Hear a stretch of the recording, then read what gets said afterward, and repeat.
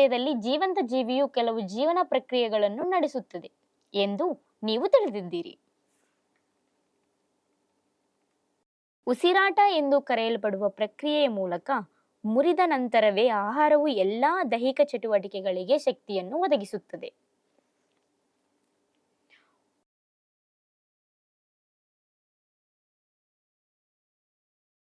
ಉಸಿರಾಟ ಎಂಬ ಪದವು ಲ್ಯಾಟಿನ್ ಪದ ರೆಸ್ಪೈರ್ ನಿಂದ ಬಂದಿದೆ. ಇದರರ್ಥ ಉಸಿರಾಡಲು.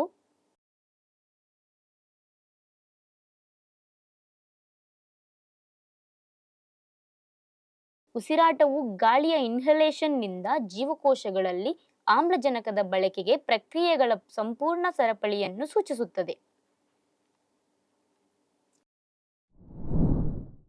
ನಾನು ಬಿಂದು. 10ನೇ ತರಗತಿಯ ಜೀವಶಾಸ್ತ್ರದ ಪಾಠ ಜೀವನ ಪ್ರಕ್ರಿಯೆಗಳಿಂದ ಉಸಿರಾಟ ವಿಷಯದ ಬಗ್ಗೆ ತಿಳಿಯೋಣ.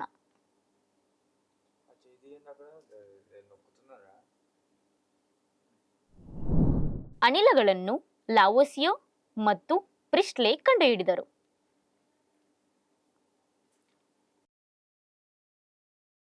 ಅವರು ಅನಿಲಗಳ ಗುಣಲಕ್ಷಣಗಳು, ಅವುಗಳ ವಿನಿಮಯ ಮತ್ತು ಉಸಿರಾಟದ ಮೇಲೆ ಕೆಲಸ ಮಾಡಿದರು.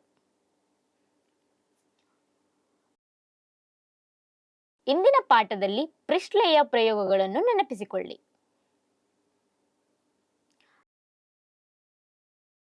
ಲಾವೋಸಿಯರ್ ಅನಿಲಗಳ ಗುಣಲಕ್ಷಣಗಳನ್ನು ಅರ್ಥ ಮಾಡಿಕೊಳ್ಳಲು ಹಲವಾರು ಪ್ರಯೋಗಗಳನ್ನು ನಡೆಸಿದರು.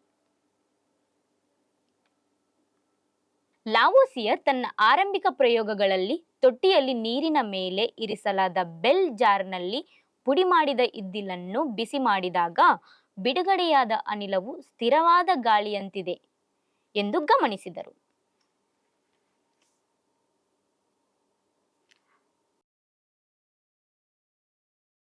ಆ ದಿನಗಳಲ್ಲಿ ಇಂಗಾಲದ ಡೈಆಕ್ಸೈಡ್ ಅನ್ನು ಸ್ಥಿರ ಗಾಳಿ ಅಥವಾ ಚಾಕಿ ಆಮ್ಲ ಅನಿಲ ಎಂದು ಕರೆಯಲಾಗುತ್ತಿತ್ತು.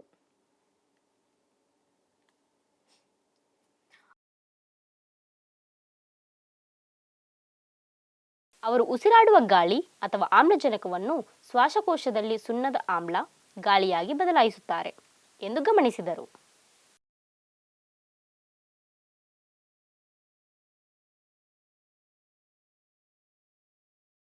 ಅನಿಲಗಳ ವಿನಿಮಯವು ನಡೆಯುತ್ತದೆ ಮತ್ತು ಉಸಿರಾಡುವ ಗಾಳಿಯನ್ನು ಹೀರಿಕೊಳ್ಳಲಾಗುತ್ತದೆ ಮತ್ತು ಶ್ವಾಸಕೋಶದಿಂದ ಸಮಾನ ಪ್ರಮಾಣದ ಸುಣ್ಣದ ಆಮ್ಲದ ಗಾಳಿಯನ್ನು ನೀಡಲಾಗುತ್ತದೆ.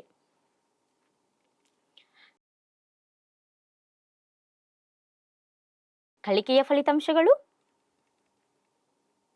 ಈ ವಿಷಯವನ್ನು ಅಧ್ಯಯನ ಮಾಡಿದ ನಂತರ ನೀವು ಇದರ ಬಗ್ಗೆ ತಿಳಿಯುವಿರಿ. ಉಸಿರಾಟ ಅಥವಾ ಉಸಿರಾಟ. ಮಾನವರಲ್ಲಿ ಉಸಿರಾಟದ ವ್ಯವಸ್ಥೆ.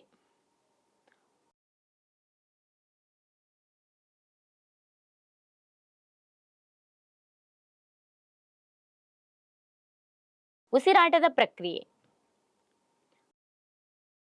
ಅನಿಲ ವಿನಿಮಯ. ಪ್ರಮುಖ ಪದಗಳು: ಇನ್ಹಲೇಷನ್ ನಿಶ್ವಾಸ, ಪ್ರಸರಣ,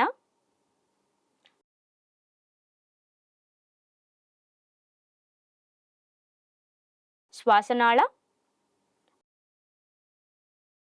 ಬ್ರಾಂಚಿ,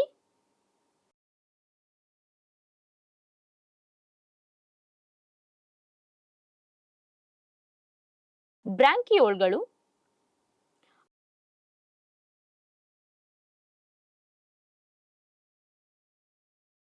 ಆಲ್ವಿಯೋಲಿ,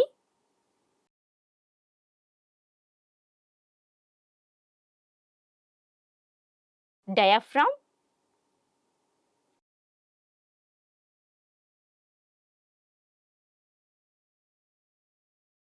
ಈ ಫ್ಲೋಚಾರ್ಟ್ನಲ್ಲಿ ಮಾನವರ ಉಸಿರಾಟದಲ್ಲಿ ಒಳಗೊಂಡಿರುವ ಘಟನೆಗಳನ್ನು ನಾವು ಅಧ್ಯಯನ ಮಾಡೋಣ.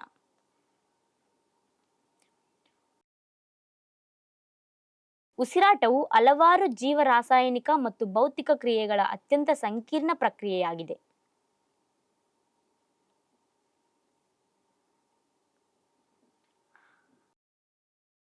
ಜೀರ್ಣಕ್ರಿಯೆಯ ಪ್ರಕ್ರಿಯೆಯಲ್ಲಿ ಸಂಕೀರ್ಣ ಕಾರ್ಬೋಹೈಡ್ರೇಟ್ಗಳು ಗ್ಲೂಕೋಸ್ಗೆ ಪರಿವರ್ತನೆಯಾಗುವುದನ್ನು ನೀವು ನೆನಪಿಸಿಕೊಳ್ಳಬಹುದು.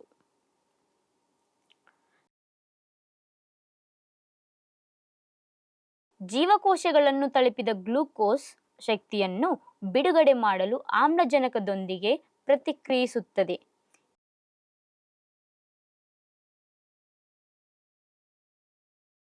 ಈ ಪ್ರತಿಕ್ರಿಯೆಯನ್ನು ಉಸಿರಾಟ ಎಂದು ಕರೆಯಲಾಗುತ್ತದೆ.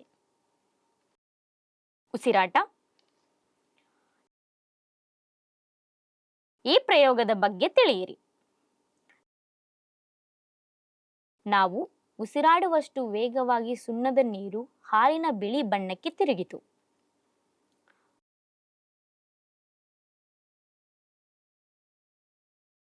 ಸುಣ್ಣದ ನೀರಿನಲ್ಲಿ ಸಿರಿಂಜ್ ಸಹಾಯದಿಂದ ಸಾಮಾನ್ಯ ಗಾಳಿಯನ್ನು ಹಾದು ಹೋದಾಗ ಅದನ್ನು ಗಮನಿಸಲಾಗಿಲ್ಲ.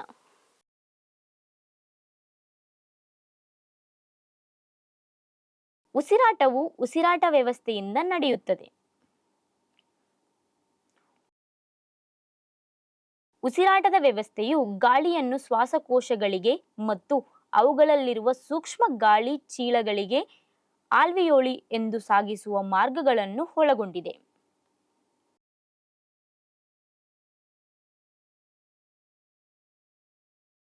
ಆಲ್ವಿಯೋಲಿ ಮತ್ತು ರಕ್ತನಾಳಗಳ ನಡುವೆ ಅನಿಲಗಳು ವಿನಿಮಯಗೊಳ್ಳುತ್ತವೆ ಮತ್ತು ಪ್ರತಿಯಾಗಿ ಉಸಿರಾಟದ ವ್ಯವಸ್ಥೆಯು ಮೂಗು, ಗಂಟಲಕುಳಿ,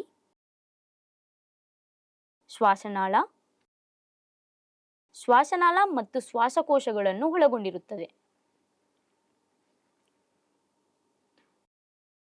ಶ್ವಾಸಕೋಶಗಳು ಬ್ರಾಂಕ್ಯೂಲ್ಗಳು ಮತ್ತು ಆಲ್ವಿಯೋಲ್ಗಳನ್ನು ಒಳಗೊಂಡಿರುತ್ತವೆ.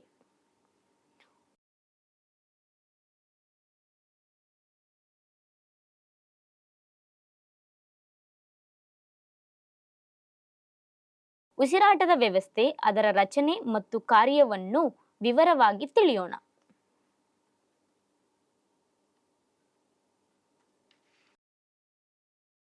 ಮೂಗಿನ ಹೊಳ್ಳೆಗಳು. ಗಾಳಿಯು ಸಾಮಾನ್ಯವಾಗಿ ಮೂಗಿನ ಹೊಳ್ಳೆಗಳ ಮೂಲಕ ದೇಹವನ್ನು ಪ್ರವೇಶಿಸುತ್ತದೆ. ಮೂಗಿನ ಕುಳಿ. ಗಾಳಿಯನ್ನು ಇಲ್ಲಿ ಫಿಲ್ಟರ್ ಮಾಡಲಾಗುತ್ತದೆ. ಮೂಗಿನ ಕುಹರದ ಒಳಪದರದ ತೇವಾಂಶವುಳ್ಳ ಮೇಲ್ಮೈ ಕೂದಲನ್ನು ಹೊಂದಿರುತ್ತದೆ ಮತ್ತು ಗಾಳಿಯಲ್ಲಿರುವ ಕೊಳೆಯ ಕೆಲವು ಸಣ್ಣ ಕಣಗಳನ್ನು ತೆಗೆದುಹಾಕುತ್ತದೆ. ಇನ್ಹೇಲ್ ಮಾಡಿದ ಗಾಳಿಯು ಉಷ್ಣತೆಯನ್ನು ದೇಹದ ಉಷ್ಣತೆಗೆ ಹತ್ತಿರ ತರಲಾಗುತ್ತದೆ ಮತ್ತು ಇದು ಮೊದಲಿಗಿಂತ ತೇವವಾಗಲು ನೀರಿನ ಆವಿಯನ್ನು ತೆಗೆದುಕೊಳ್ಳುತ್ತದೆ. ಗಂಟಲಕುಳಿ. ಜೀರ್ಣಾಂಗ ಮತ್ತು ಉಸಿರಾಟದ ವ್ಯವಸ್ಥೆಯ ಸಾಮಾನ್ಯ ಅಂಗೀಕಾರವಾದ ಗಂಟಲಕುಳಿಯಲ್ಲಿ ಗಾಳಿಯ ಉಷ್ಣತೆ ಮತ್ತು ತೇವಗೊಳಿಸುವಿಕೆ ಮುಂದುವರಿಯುತ್ತದೆ.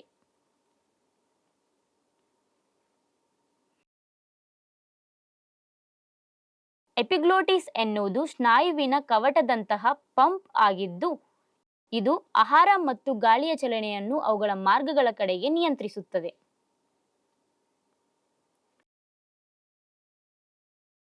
ಲ್ಯಾರಿಕ್ಸ್. ಈ ಗಟ್ಟಿಯಾದ ಪೆಟ್ಟಿಗೆಯು ನಮ್ಮ ಗಯನ ಹಗ್ಗಗಳನ್ನು ಒಳಗೊಂಡಿದೆ. ಗಾಳಿಯು ಶ್ವಾಸಕೋಶದಿಂದ ಮತ್ತು ಗಯನ ಹಗ್ಗಗಳ ಮೇಲೆ ಹಾದು ಹೋದಾಗ ಅದು ಅವುಗಳನ್ನು ಕಂಪಿಸುವಂತೆ ಮಾಡುತ್ತದೆ.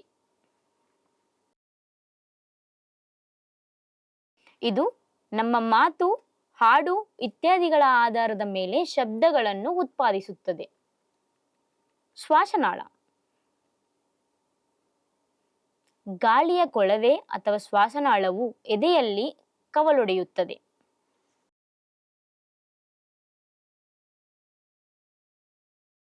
ವಿಂಡ್ ಪೈಪ್ ಗಾಳಿಯನ್ನು ಶ್ವಾಸಕೋಶಕ್ಕೆ ಚಾನಲ್ ಮಾಡುತ್ತದೆ.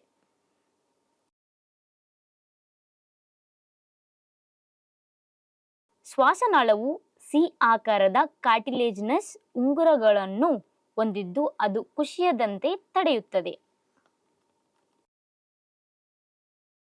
ಶ್ವಾಸನಾಳ. ಶ್ವಾಸನಾಳಗಳನ್ನು ಶ್ವಾಸನಾಳ ಎಂದು ಕರೆಯುವ ಎರಡು ಶಾಖೆಗಳಾಗಿ ವಿಂಗಡಿಸಲಾಗಿದೆ. ಒಂದು, ಶ್ವಾಸನಾಳವು ಎಡ ಶ್ವಾಸಕೋಶವನ್ನು ಪ್ರವೇಶಿಸುತ್ತದೆ, ಆದರೆ ಇನ್ನೊಂದು ಶ್ವಾಸನಾಳವು ಬಲ ಶ್ವಾಸಕೋಶವನ್ನು ಪ್ರವೇಶಿಸುತ್ತದೆ. ಶ್ವಾಸನಾಳಗಳು. ಈ ಶ್ವಾಸನಾಳಗಳು ಶ್ವಾಸನಾಳಗಳಾಗಿ ಮತ್ತಷ್ಟು ಕವಲೊಡೆಯುತ್ತವೆ.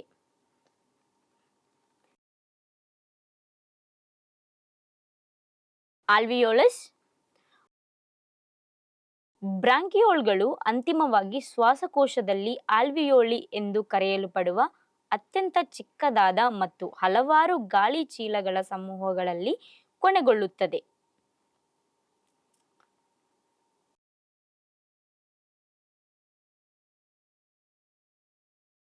ರಕ್ತದ ವಿಲೋಮನಾಳಗಳು ಆಮ್ಲಜನಕವನ್ನು ತೆಗೆದುಕೊಂಡು ಇಂಗಾಲದ ಡೈಆಕ್ಸೈಡ್ ಅನ್ನು ಹೊರಹಾಕುವುದರಿಂದ ಇಲ್ಲಿ ಅನಿಲ ವಿನಿಮಯ ನಡೆಯುತ್ತದೆ.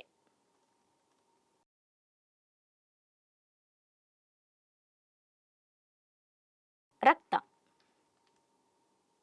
ಇದು ಆಮ್ಲಜನಕವನ್ನು ಒಯ್ಯುತ್ತದೆ ಮತ್ತು ದೇಹದ ಪ್ರತಿಯೊಂದು ಜೀವಕೋಶದಿಂದ CO2 ಅನ್ನು ಸಂಗ್ರಹಿಸುತ್ತದೆ.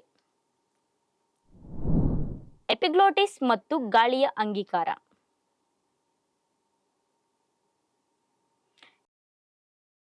ಎಪಿಗ್ಲೋಟಿಸ್ ಕವಾಟದಂತಹ ಪಂಪ್ ಆಗಿದ್ದು, ಇದು ಶ್ವಾಸಕೋಶಕ್ಕೆ ಆಹಾರವನ್ನು ಪ್ರವೇಶಿಸುವುದನ್ನು ತಡೆಯುತ್ತದೆ.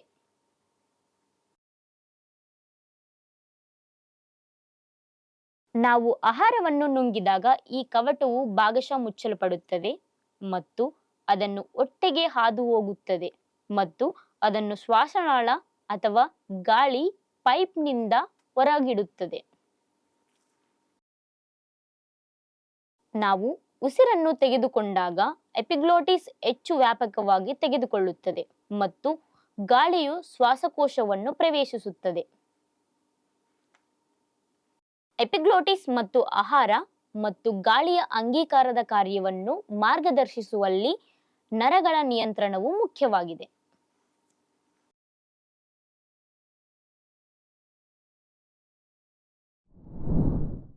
ಉಸಿರಾಟದ ಕಾರ್ಯವಿಧಾನ. ಉಸಿರಾಟವು ಶ್ವಾಸಕೋಶದ ಮೂಲಕ ಸಂಭವಿಸುವ ಇನ್ಹಲೇಷನ್ ಮತ್ತು ಹೊರಹಾಕುವ ಪ್ರಕ್ರಿಯೆಯಾಗಿದೆ.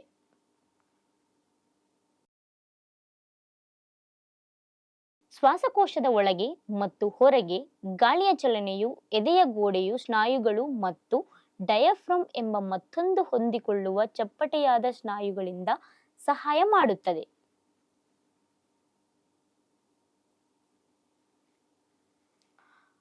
ಎದೆಯ ಗೋಡೆಯು ಪಕ್ಕೆಲುಬುಗಳು, ಸ್ನಾಯುಗಳು ಮತ್ತು ಚರ್ಮದಿಂದ ಮಾಡಲ್ಪಟ್ಟಿದೆ.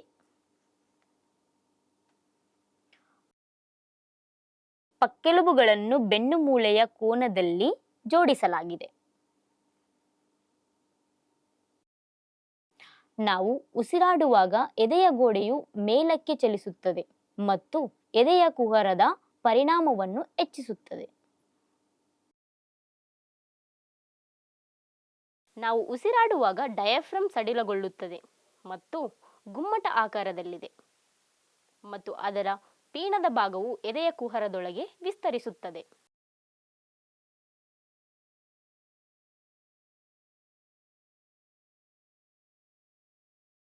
ಇನ್ಹಲೇಷನ್ ಸಮಯದಲ್ಲಿ ಡಯಾಫ್ರಮ್ ಸಂಕುಚಿತಗೊಳ್ಳುತ್ತದೆ ಮತ್ತು ಪ್ಲೇಟ್ ಆಗುತ್ತದೆ ಮತ್ತು ಕೆಳಕ್ಕೆ ಚಲಿಸುತ್ತದೆ.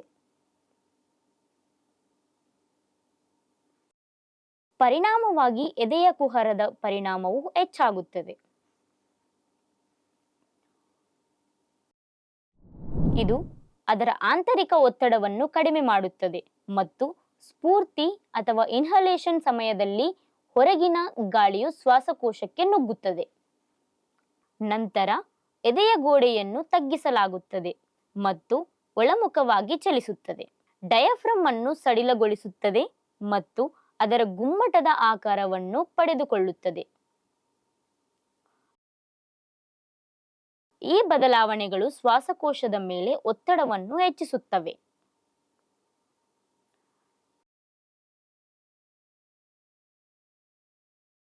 ಶ್ವಾಸಕೋಶದ ಸ್ಥಿತಿಸ್ಥಾಪಕ ಅಂಗಾಂಶವು ಸಂಕೋಚನಗೊಳ್ಳುತ್ತದೆ ಮತ್ತು ಮೂಗಿನ ಮೂಲಕ ಗಾಳಿಯನ್ನು ಹೊರಹಾಕುವಲ್ಲಿ ಬಾಹ್ಯ ವಾತಾವರಣಕ್ಕೆ ಇಡುತ್ತದೆ.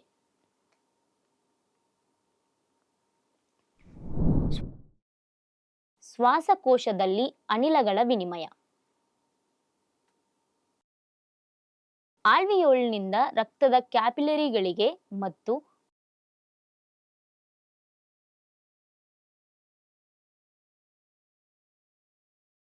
ಪ್ರತಿಯಾಗಿ ಶ್ವಾಸಕೋಶದೊಳಗೆ ಅನಿಲ ವಿನಿಮಯ ನಡೆಯುತ್ತದೆ.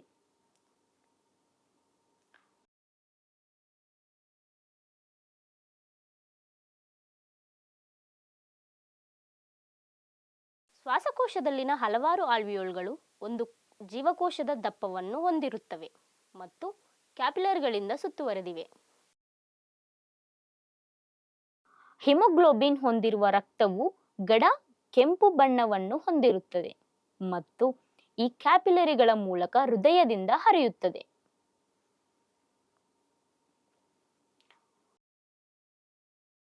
ಇದು ಆಲ್ವಿಯೋಲ್ನಿಂದ ಆಮ್ಲಜನಕವನ್ನು ಸಂಗ್ರಹಿಸುತ್ತದೆ ಮತ್ತು ಅದೇ ಸಮಯದಲ್ಲಿ ಕಾರ್ಬನ್ ಡೈಆಕ್ಸೈಡ್ ಕ್ಯಾಪಿಲರಿಗಳಿಂದ ಆಲ್ವಿಯೋಲಿಗೆ ಹಾದು ಹೋಗುತ್ತದೆ. ನಾವು ಉಸಿರಾಡುವಾಗ ನಾವು ಈ ಕಾರ್ಬನ್ ಡೈಆಕ್ಸೈಡ್ ಅನ್ನು ತೊಡೆದು ಹಾಕುತ್ತೇವೆ. ರಕ್ತದಲ್ಲಿನ ಹಿಮೋಗ್ಲೋಬಿನ್ನೊಂದಿಗೆ ಬಂಧಿಸುವ ಆಮ್ಲಜನಕವು ಹೃದಯಕ್ಕೆ ಹಿಂತಿರುಗುತ್ತದೆ ಮತ್ತು ದೇಹದ ಎಲ್ಲಾ ಭಾಗಗಳಿಗೆ ಪಂಪ್ ಮಾಡುತ್ತದೆ.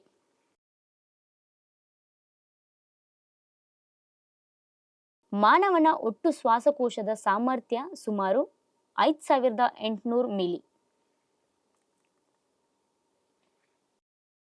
ಸಾಮಾನ್ಯವಾಗಿ ವಿಶ್ರಾಂತಿಯಲ್ಲಿ ನಾವು ಸುಮಾರು 500 ml ಗಾಳಿಯನ್ನು ಉಸಿರಾಡುತ್ತೇವೆ ಅಥವಾ ಬಿಡುತ್ತೇವೆ. ಸಂಪೂರ್ಣ ಹೊರಹಾಕುವಿಕೆಯ ನಂತರ 120 ml ಗಾಳಿಯು ಶ್ವಾಸಕೋಶದಲ್ಲಿ ಉಳಿಯುತ್ತದೆ. ತಂಬಾಕನ್ನು ನೇರವಾಗಿ ಅಥವಾ ತಂಬಾಕಿನ ಯಾವುದೇ ಉತ್ಪನ್ನವನ್ನು ಸಿಗರೇಟ್, ಬೀಡಿ, ಹುಕ್ಕಾ, ಗುಟ್ಕಾ ಇತ್ಯಾದಿಗಳ ರೂಪದಲ್ಲಿ ಬಳಸುವುದು ಹಾನಿಕಾರಕವಾಗಿದೆ.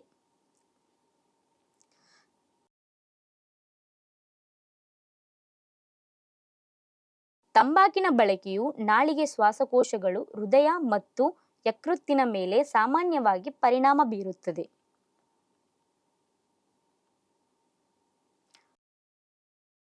ಗುಟ್ಕಾ ರೂಪದಲ್ಲಿ ತಂಬಾಕನ್ನು ಜಗಿಯುವುದರಿಂದ ಭಾರತದಲ್ಲಿ ಬಾಯಿಯ ಕ್ಯಾನ್ಸರ್ ಹೆಚ್ಚಿನ ಪ್ರಮಾಣದಲ್ಲಿದೆ.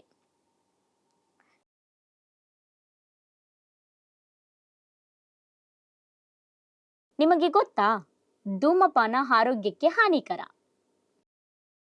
ಶ್ವಾಸಕೋಶದ ಕ್ಯಾನ್ಸರ್ ವಿಶ್ವದಲ್ಲಿ ಸಾವಿಗೆ ಸಾಮಾನ್ಯ ಕಾರಣಗಳಲ್ಲಿ ಒಂದಾಗಿದೆ. ಉಸಿರಾಟದ ಪ್ರದೇಶದ ಮೇಲಿನ ಭಾಗವು ಸಿಲಿಯಾ ಎಂಬ ಸಣ್ಣ ಕೂದಲಿನಂತಹ ರಚನೆಯನ್ನು ಹೊಂದಿರುತ್ತದೆ.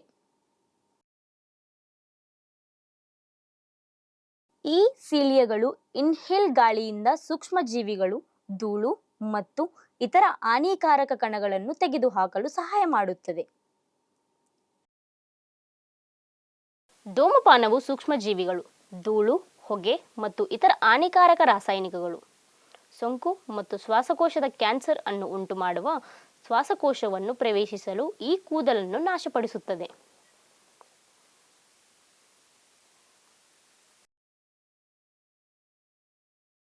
ನೆನಪಿಡುವ ಅಂಶಗಳು: ಉಸಿರಾಟ ವ್ಯವಸ್ಥೆ ಶ್ವಾಸಕೋಶಗಳಿಗೆ ಗಾಳಿಯನ್ನು ಸಾಗಿಸುವ ಮಾರ್ಗಗಳನ್ನು ಒಳಗೊಂಡಿದೆ.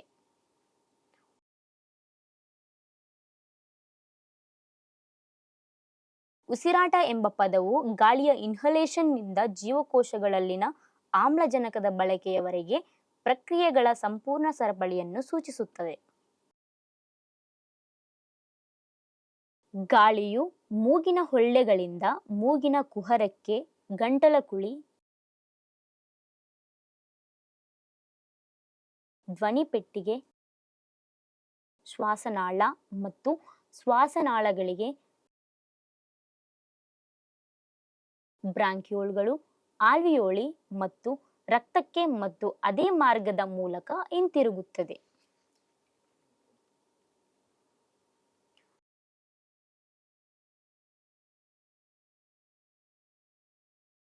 ಶ್ವಾಸಕೋಶದಲ್ಲಿ ಅನಿಲ ವಿನಿಮಯವು ಶ್ವಾಸಕೋಶದಲ್ಲಿ ಆಲ್ವಿಯೋಲಿ ಎಂಬ ಸಣ್ಣ ಗಾಳಿ ಚೀಲಗಳಲ್ಲಿ ನಡೆಯುತ್ತದೆ.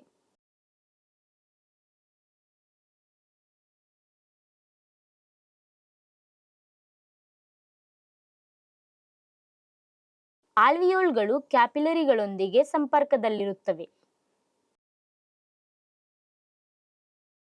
ಶ್ವಾಸಕೋಶದ ಕ್ಯಾನ್ಸರ್ ವಿಶ್ವದಲ್ಲಿ ಸಾವಿಗೆ ಸಾಮಾನ್ಯ ಕಾರಣಗಳಲ್ಲಿ ಒಂದಾಗಿದೆ.